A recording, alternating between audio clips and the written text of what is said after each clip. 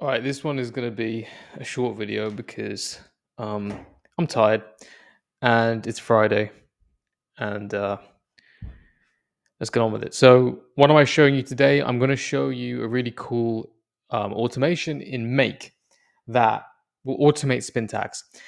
One of the annoying things about spin tags is based. So, firstly, what is spin tags? Spin tags are variables you put in an email across phrases, across words to give it variation so that when you send out emails at scale, ESPs don't catch on to the fact that you're sending an email at scale because it creates different versions of the email, and you can run that very easily through tools like SmartLead or Instantly. But what I just want to show you today is this formula through Make, and I'm using ClickUp as well to do this. Because it's really annoying to sit there and manually type in spin tags. But what you'll find also if you use templates and certain things like that is very often spin tags comes out really bad. And what you don't want to do is have a spin tags that, even though it does the job of spin tags by creating lots of different email variations, 40% of those variations, or maybe even 60 or 70% of those variations, actually just come out as really badly written emails because the spin tags is trying at all costs to create variation, even if it doesn't sound good, right? Oftentimes it's doing that. So I'm going to show you now this really cool thing that I've got here. So, and this is ClickUp, by the way, which is a good, you know, what the hell is that? Okay, which is a good, why is it saying calculate? Add the task. And then I'm gonna, why is it doing that? Calculate. I don't know what's going on here. Just add a task. It's messed up a bit. Let me, if I just do this. Okay, now it's worked. Okay, so I don't know what that was. I've got this little thing here in copy variants where I can type in, I could put the email here. I wait like 5-10 seconds and I will get a perfect spin tags version of that email, that paragraph here on the right. So I'm going to show you this. I think it's really cool. And then I'll quickly run through. And so it's like an automation. Oh, what have I done? I don't know what I've done. I'm completely messed this up, by the way. Okay, we're back to it. So if I go to create automation, you can see here that it does this really cool automation, right? So when this happens, oh, actually, that's not it. This is the worst video I've ever made in my life. Let me just show you, and then I'll show you the make thing, and then you can DM me or something if you want the thing. So I'll put an email here. Hey, first name. I like what you're doing with company name. I had loads of ideas around marketing ads that I'd like to show you.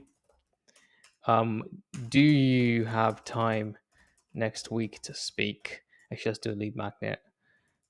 I've got a really cool PDF of, it's always a PDF, isn't it? 12 tips that I can show you. Best wishes, Mohan. Right, done. Now I'm going to come out. Where is it? Watch. Just watch. Just watch. It's going to fail now, isn't it? Boom. Look at that. That was what we should. Oh, I should have timed it. I think that was like 6 seconds. Let's have a look. So here it's got the spin tags version, and let's actually look at it. This is the important part. Look at it. One of the things I always put in this when I have a spin tags automation is I always say, make sure that you include the actual version of the email that was the input. Because sometimes spin tags will create all these spin tags versions and it won't even use the input you put in, but you want that because you wrote that email. So you can see here, I like what you're doing with company name. I had loads of ideas around the marketing ads that I'd like to show you. That's the one I wrote. I've been keeping an eye on company name. I've got some marketing ad ideas I think you'll find interesting. You're doing great things with it, and I've been thinking about some marketing ad angles you might find useful. So these are quite well written in the sense that, it's not saying crazy things. It doesn't sound weird. That's the other thing. Very often spin tags will write stuff where it just sounds really weirdly AI'd and formal. This sounds pretty normal. And then you can see the one at the bottom. I've got a really cool PDF of 12 tips that I can show you.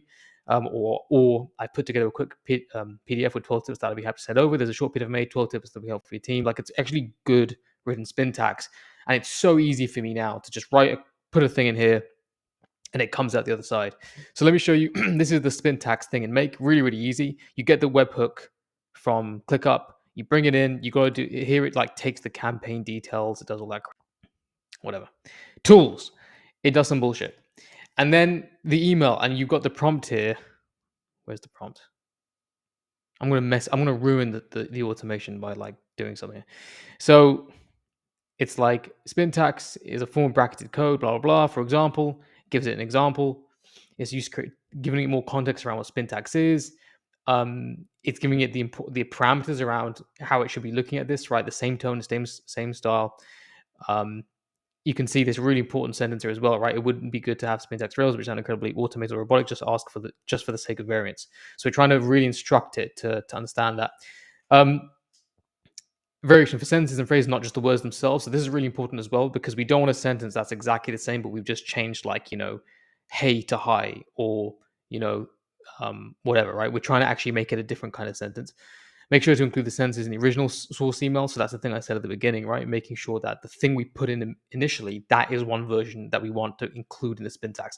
Because I've done this tons of times before where actually it doesn't do that at all. But we want that. And then add 3 variations. And you could change this, right? Actually, maybe I will. Actually, I might have it do more, like 4, 5, 6 variations per Spintax. Right? And there we go. And then come out of there, it just sends it back up to Spintax. This is probably my shortest video of all time. Stick it in there, comes out the other side, really good. But I also wanted to show you this for the sake of a couple of things. Really, really simple automations can go the distance in making the biggest changes, biggest difference in how you're running your business in terms of doing all this outreach, particularly with the nuances that matter, like Spintax, but which do take up a lot of thought and time if you're doing it manually.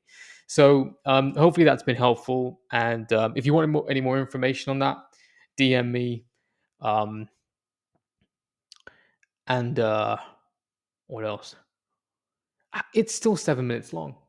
I think I need like a timer, and I'll put it on, and every time it hits like 2 minutes, I'll hear it, and I have to finish the video before the third, something like that. I don't know. I don't really care.